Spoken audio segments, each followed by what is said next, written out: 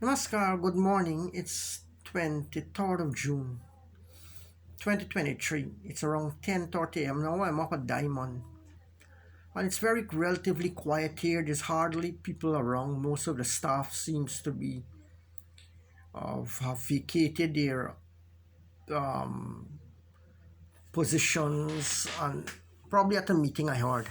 Anyway, I'm talking a little bit about the military aspect of society.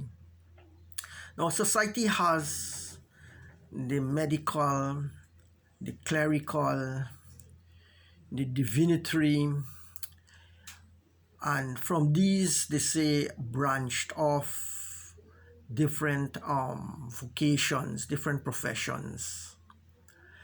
The military would come somewhere under the law.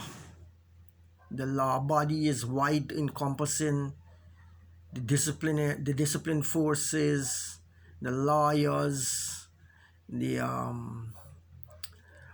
all of the military and so on. So the medical would cover the nurses, doctors, and so on. But what I'm talking about is the military. I think the military has been always a protective wing section of the society, where people were selected from a community for their vigor, their vitality, the braveness, the intellect, their fighting the warrior qualities and so on, right? These people are selected from society to form a guardsman service to protect the village communities in the night from robbers, rapists, serial killers, people who lurk in the dark in bushes. These things long ago used to be there, a lot of big bushes all over. And so, without lights on the streets, there used to be no lighting systems. Just men having torches, walking around the village when there's rumors of a tiger or a lion escaped from the jungle and prowling, or a madman just prowling or wandering the streets. So they had to form a protective body. I think in Africa they have some metaphysical guard system known as the Zambito, some voodoo occult guardsmen that they used to patrol the street in the nights to arrest offenders and lawbreakers and so on. This thing has the power, the magical powers, supernatural powers to arrest and apprehend criminals, no matter the degree of ferocity and deviance they may have. So what the Zangbeto did in Africa was they would lose them in the streets at night, and they would be swirling like they were like a little um grass scarecrow like bodies that wander the street. And in other countries they would place talisman on the doors. They had garlic they would hang on the windows, put salt around the home. Some people had dogs. Some people would even mind goose. They said the goose would make a noise to scare off thieves, and so people had. Then the watchman came into service. Gave him a little stick and he would patrol around. Then they gave him a uniform. They gave him a table and a chair. But that's the most he had. Branching off from the watchman came the policeman and the vigilantes, the community vigilantes who would patrol in the nights while people sleep. And each home who has male children, they have to volunteer or put forward these male children into the service for them to develop warrior qualities, or for those who have the warrior qualities to give service to the community. Of course, this has been exploited in certain countries, and people, young boys are recruited, the family are given money to do terrorist jobs. So we have another branch of the military, what they call probably the paramilitary or something like that. Parallel military became the terrorist organizations, the bandits, the robbers. They became complicated as the disciplined forces become complicated. Some of the intelligence and the strategy and the technology of the military have been transferred to the people who are enclosed or housed by the military bodies. So what happened as time passed by? You had to go to university, academies, police training school, military school to go through a curriculum. Some policemen, you become policeman in 6 months to a year. Some places it take longer, which is quite unlike the medical or pharmacist has to take from 2 years to 5 years training. And he has to go through also secondary, have secondary qualification in the CXC and so on, GC. Some have A levels, though it's not needed. I've seen many A-level students boasting of their extracurriculum knowledge in forums and places where they have to preside and so on. So we have the military is that these people, they kind of like become a department or a profession by itself. They become uniformed and the weaponry system become evolved. They carry bulletproof clothes, helmets. They are the riot squads that can break up protesters, groups. They are trained people who are in this field. They start to evolve and develop methodologies and techniques of self-defense, of military strategy, using books from various nationalities and country and knowledges like karate, martial arts, jungle fighting. They also use the Art of War book, Sun Tzu from China. His book is very popular in the American Army. It's the Art of War. Now, as a military profession develop, we have two bodies forming. Those who are opposed to the society, the laws, rules, traditions, norms, and tenets and stipulation that govern or guard a tradition or a culture.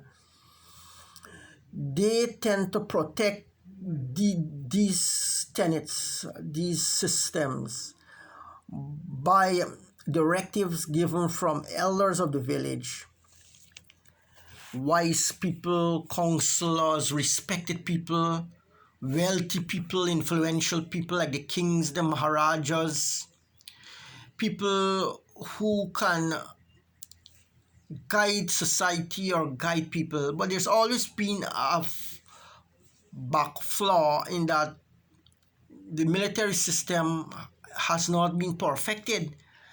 That being a warrior class, a warrior profession, they have to imbibe the values of discipline forces, the military forces, of uprightness, of strength, of regularity, of punctuality, of perseverance, of decency, of virtue. These are qualities that you struggle to imbibe once you are in that profession. My father, who was a policeman, he had to get his basic qualification to enter the force, GC, CXC, and once you go there in his free time, you can study and go on to university and so on. So in the military, there might be administrators, there might be strategists, there might be people who are decision makers, people who are weapon experts, combat experts, and people who can guide, and coaches like guide and explain and expound through experience and so on, that's been handed down by tradition. So the military is open. They take knowledge from tradition that had a military background, military repetition. They would take from those. They're very humble people, but they use all this knowledge to make their own better, their system, their governance more superior, So what we have happening is that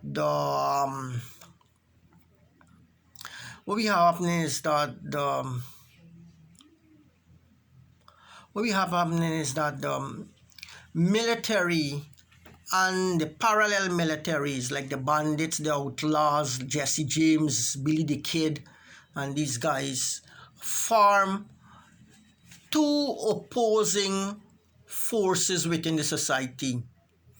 One represents virtue, strength, godliness, because even in the law courts you have to swear by either the Bible, the Quran, or the Gita. Then we have in the